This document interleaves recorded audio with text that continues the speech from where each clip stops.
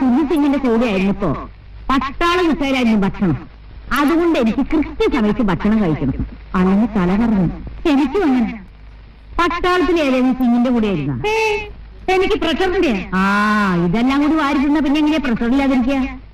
ആ കാളനല്ല ഈ കുറച്ച് ചോദിച്ചു ചോർന്ന് കറിയൊക്കെ ഇഷ്ടപ്പെട്ടോ? സത്യം പറയാലോ, വായ വെക്കാൻ കൊള്ളില്ല. പിന്നെ വിശപ്പുകൊണ്ട് കഴിക്കുക. ഇനി താഴെ ചെന്ന് വല്ല ബ്രെഡോ ജാമോ എടുത്ത് കഴിച്ചാലേ വിശപ്പ് മാറുള്ളൂ.